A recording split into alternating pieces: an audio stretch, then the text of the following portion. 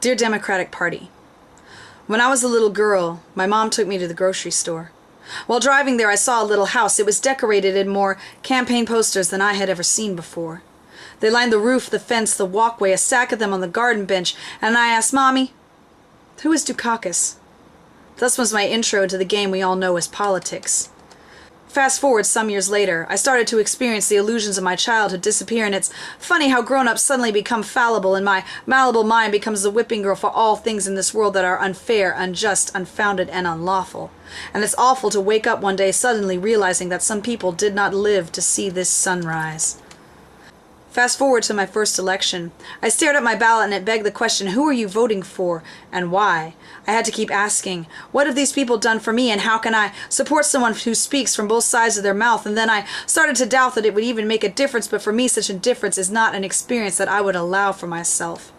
Fast forward to November 5th, 2000. I woke up to the announcement that it was time to take action because I was only going to see a small fraction of my rights remaining after this administration is done restraining my voice and my right to dissent, and always with the veiled attempt of trying to protect our nation from eternal struggle and damnation.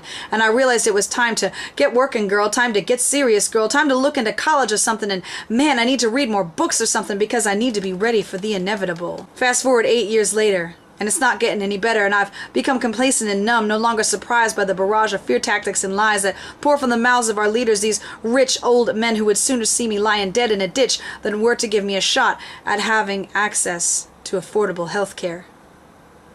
Fast forward to Iowa, where I saw a man who electrified, and I donated what little I had because I believed in the message that he said, and I admit that I've been caught up in the celebrity, and I know that we don't always agree, like on Israel and matters of foreign policy, but I figure there is an ever-increasing divide between the haves and the have-nots, the do and the do-nots, the hear and the hear-nots, the speak and the speak-nots, and I am tired of being one of the forget-me-nots. And while I don't necessarily agree with the two-party system, I figure it's more productive to try fixing something from within. So I come to you today to try and answer, why am I a Democrat? Because the alternative just isn't acceptable for me.